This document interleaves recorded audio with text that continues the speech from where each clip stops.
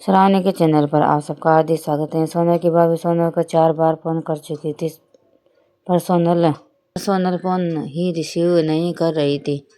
बाद में जब सोनल किचन से बाहर आई तो देखा उसकी भाभी के 4 मिस कॉल हैं लगातार। यह देखकर वह घबरा गई, क्योंकि उसकी भाभी को पता होता है कि अगर सोनल 2 बार में फ़ोन नहीं उठाती है तो इसका मतलब यही है कि वह अपने काम में व्यस्त हैं और या फिर फ़ोन से दूर हैं।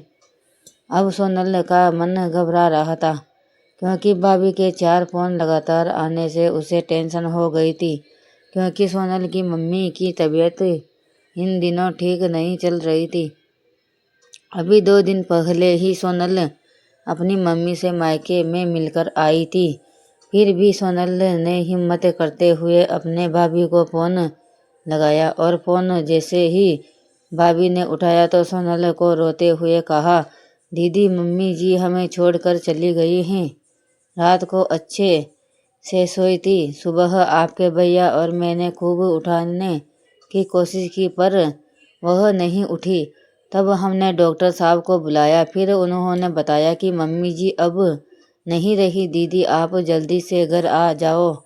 इतना सुनते ही सोनल की आंखों से आंसू बहने लगे। पापा तो पहले ही उसे छोड़ कर जा चुके थे और अब उसकी माँ भी नहीं रही। सोनल को बिल्कुल बेहाल हो चुकी थी। अब सोनल ने रोते रोते यह बात सक्षम उसके पति को बताई, तो सक्षम ने उसे संभाला और उसे जल्दी से कार में बिठाकर मायके ले गया। सोनल जैसे ही अपने घर पहुंची तो अपनी माँ के शरीर को देखकर उससे लिपट गई और खूब रोई। आखिर में सक्षम ने उसे किसी तरह समझाया और माँ का अंतिम संस्कार किया।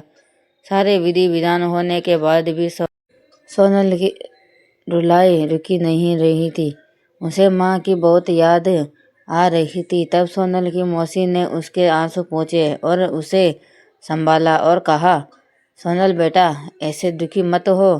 दीदी नहीं रही तो क्या हुआ, मैं हूँ ना तेरी मौसी। मेरा घर भी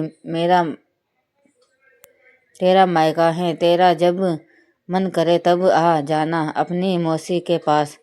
वैसे कहते भी तो हैं नाम मौसी मतलब माँ जैसी। बेटी में तो तेरा दर्द समझ सकती हूँ, क्योंकि तेरे पापा तो पहले ही मुझे छोड़कर जा चुके हैं और आज दीदी भी चली गई। कहते हैं ना कि माँ के जाने के बाद तो लड़कियों का मायका ही छूट जाता है। यह भाभी को बस दुनिया को दिखाने के लिए नाम का रिश्ता होता है, क्योंकि मायका तो माँ से ही होता है। सोनल भी मन ही मन सोचने लगी कि शायद मौसी ठीक ही तो कर रही हैं, और वह मौसी से लिपट कर जोर जोर से रोने लगी और कहने लगी, क्या मौसी मेरा भी मायका अब नहीं रहा। तभी सोनल की भाभी दूर बेटी दोनों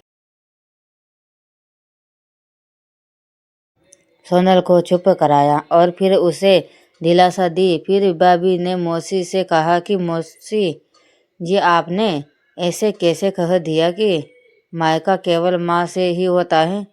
मैं जानती हूँ कि मैं माँ का स्थान कोई नहीं ले सकता, लेकिन अभी दीदी के भैया भाभी जिंदा हैं और जब तक हम हैं दीदी का मायका हमेशा बना रहेगा। मैं प्यार और सम्मान देने की, और दीदी जब चाहे तब यहाँ आ सकती हैं। यह घर कल भी उनका था, आज भी है और कल भी रहेगा। मौसी जी मैं ही भी एक बेटी हूँ और मेरा भी मायका है, और मैं अच्छे से जानती हूँ कि हम बेटियों के लिए मायका कितना महत्वपूर्ण होता है। मौसी जी आप दीदी को अपने घर जरूर बुलाइए, पर उन्हें अपने भैया भाभी के प्यार से दूर मत करिए। तभी मौसी ने कहा, बहू आज के ज़माने में तेरी जैसी सोच रखने वाले भाभी बहुत कम मिलती हैं। मुझे माफ़ कर दे। मैंने सोनल को गलत राह दिखाई। तभी सोनल अपनी भाभी के गले लग गई और बोली, भाभी आज आपने मुझे विश्वास दिला दिया कि भाभी भी माँ के समान होती है और मैं संतुष्ट हूँ कि जब तक आप और भैया हो मेरा मायका सदा बना रहेगा। और किसी ने कहा है ना कि भाभी माँ के समान होती है। आज आपने विश्वास भी दिला दिया है।